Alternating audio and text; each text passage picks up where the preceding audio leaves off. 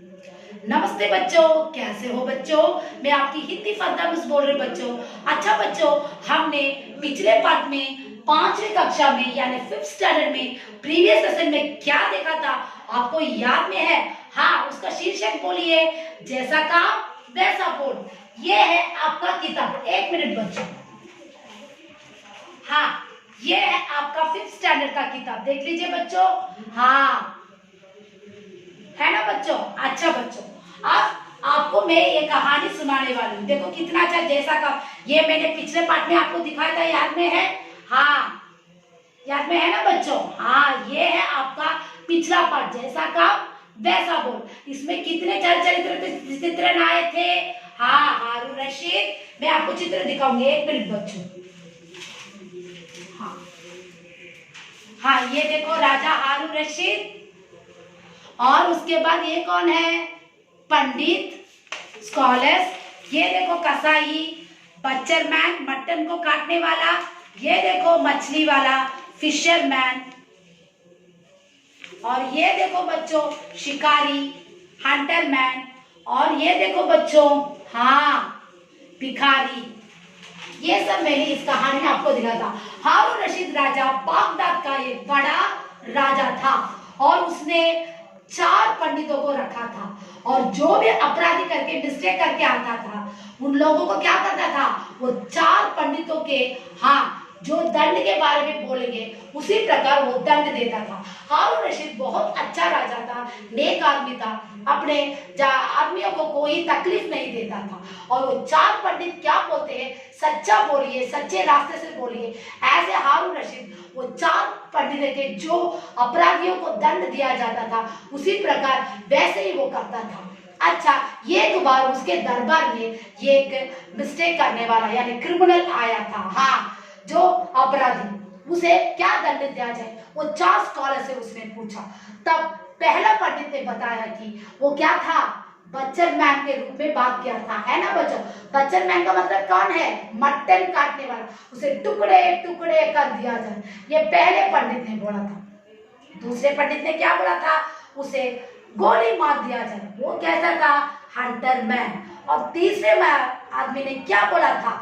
मच्छी मारे हो, फिशरमैन के रूप में बोल रहा था, क्योंकि उसे पानी में डुबो दिए जा, ऐसे बोला था। और चौथे ने क्या बोला था? उसे माफ कर दीजिए। हाँ, इस प्रकार ऐसे बोलने से वहां पे दरबार में एक फकीर था, और उसने हंसा था, और राजा ने उसे देखा था। फिर ये फकीर क्यों हंस रहा है, ऐसे उसने सोचने लगा।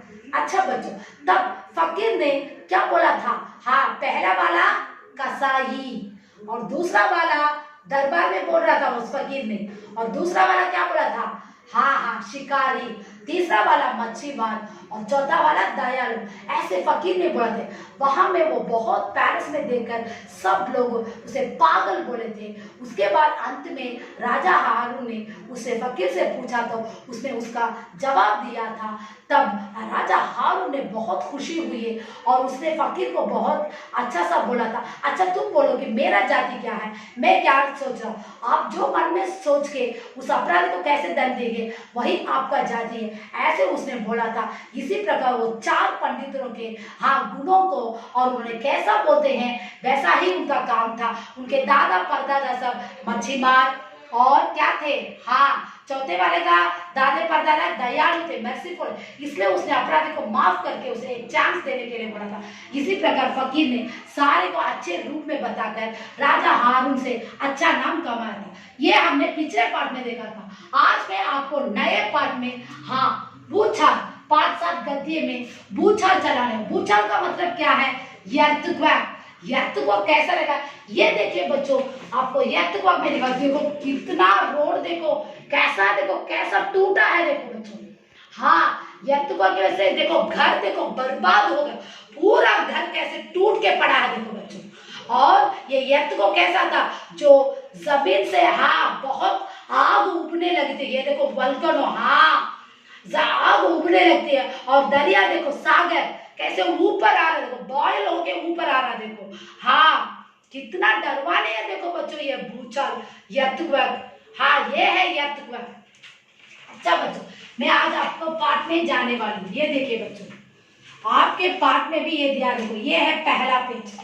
यहाँ पे देखिए बच्चों, यत्तुआ क्या कर रहा है, यो बहुत डर रहा है। ये रोड को देखो, इस सड़क को कैसे टूट के अंदर गया, देखो जमीन है ना बच्चों। और वहां पे घर के कितने बर्बाद हो रहे, ये मैं आपको चित्र में दिखाया था। ओके बच्चों, हमारे पृथ्वी सूर्य का एक टुकड़ा, हमारा पृथ्वी इज धरती भूमि कैसा है, सन का एक पीस है। बहुत पहले ये असले अलग हो गई भी, अब तो दिन ब दिन ठंडी होती जा रही। हाँ, हमारा जमीन बहुत दिन से ठंडा था, कूल, और सिकुड़ते श्रिंक, तमिल में इसे सुरंगरद बोलते हैं। हाँ, सिकुड़ने से पृथ्वी के ऊपर से भारी भारी परदे नीचे बैठ जा, अनकल्टिवेटेड। हाँ, हमारा भूमि हेवी, हाँ, वेट को संभालने के बगैर हमें क्या होता है, यर्थक्वेक आता है। देखो जहां देखो बिल्डिंग्स है, जहां देखो बड़े बड़े इमारतें हैं, और हमारा जमीन कितना लेगा, कितना वेट को संभालेगा, है ना बच्चों। यस, सो पर्दे नीचे, अनकल्टिवेटेड, पूरे जमीन नीचे बैठा। देखो ये कैसा, देखो जमीन कैसा टूटा है, देखो मैंने इसमें भी आपको चित्र में भी दिखाया है। अच्छा बच्चों, और दूसरे को दबाती है, और जमीन को क्या करती है, दबाना, टू प्रेस, इससे पृथ्वी फटती है। ये दबाने की वजह से हमारा जमीन का वेट को बहुत तकलीफ होने की वजह से जमीन नीचे दबने लगता है, और उससे जमीन क्या होती है, ये देखो बच्चों कैसे फटके है जमीन, ये देखो बच्चों, हाँ फटती है। हाँ, यहाँ पे देखिए बच्चों, तब उसकी दरारों से समुद्र का पानी नीचे जाने लगता, किनारे समुद्र के नीचे पड़ती है। हाँ, ये जमीन फटते हुए तो हमारा सागर भी फटने लगता, सागर इज अ सी। देखो इसकी वजह से सागर कैसे बॉयल होकर आता, देखो ऊपर अपने पुयल मारे आता है, देखो तमिल में ऐसे ही बोलते हैं। और समुद्र का पानी नीचे जाने लगता, स्प्लिट, दरार। हाँ, जो रोड फटता है, और सागर का पानी जमीन के अंदर जाता है, और पृथ्वी के पेट में आपको भी आग है, आग इज है वोल्केनो, यही मैंने दिखा था, ये देखो। हाँ, आग तमिल में नेरुपु बोलते हैं ना बच्चों। हाँ, आग पृथ्वी के पेट में बहुत आग, इसलिए वह पानी वहां पहुंचकर कोलने लगता। कोलने इज है बॉयल। हमारे भूमि का पानी, दरिया का पानी रोड के अंदर जाने से, क्योंकि ये भूमि फट गया और उसके अंदर जाने से पानी बॉयल होने लगता। अब भाप, हॉट, वेरी हॉट है हमारा जमीन। जब ये भाप बहुत ज्यादा होती है तो पृथ्वी की ऊपर सतह उसे रोक नहीं सकती और बड़े जोर से फटने लगती। इस भाप की वजह से हमारा भूमि क्या, अपर फेस फटने लगता है, ऐसे फटता है, टैप, और धमाका होता, देखो पूरा जगह डिस्ट्रॉय होता, वही है धमाका। इससे पृथ्वी हिल उठती है, शेक। यत्तुआकार से हमारा भूमि क्या होता है, शेक होता है। भाप के बादल जमीन से बाहर निकलने लगते, भाप के साथ अंदर से राख और पिघलने हुए दांत बहने लगते। हाँ, हमारे भाप के अंदर से क्या होता है जमीन में, हाँ पूरा दांत मेटल सब पिघल के मेल्ट होकर बर्निंग फायर में हाँ जाता है, और चारों चीजें गैदर्ड होकर ही हमें ज्वालामुखी यानी वल्कनो, वो पूरे मेटल्स भाप में होकर ये कैसे बनता है, ये पत्थर के रूप में, वल्कनो के रूप में, बर्निंग फायर, ये है वल्कनो। इसे हिंदी में ज्वालामुखी कहते हैं।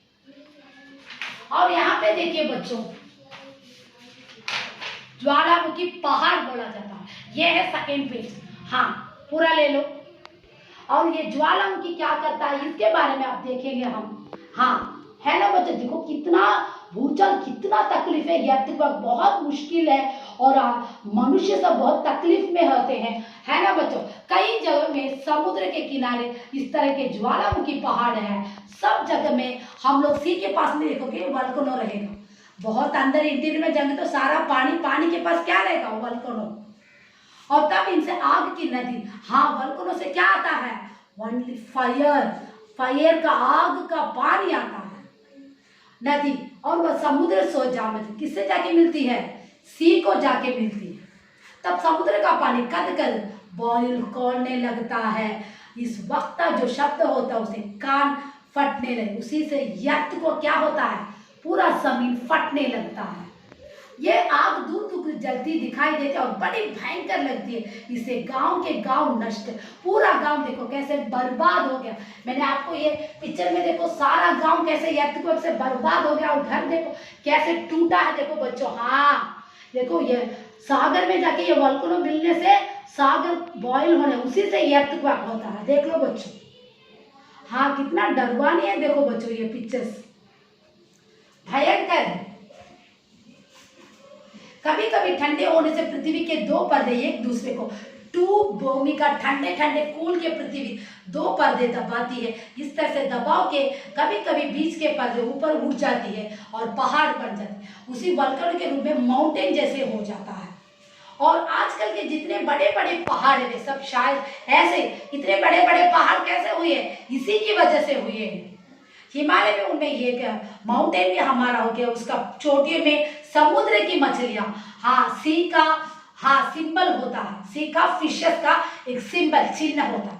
लोग कहते हैं कि हिमालय कभी समुद्र के नीचे पड़ा था। हाँ लोग बोलते हैं कि क्या हिमालय माउंटेन कैसा था, सी के अंदर था, अब कैसे आने लगा, पानी नीचे जाने से समुद्र के ऊपर से हमारा माउंटेन आ गया था।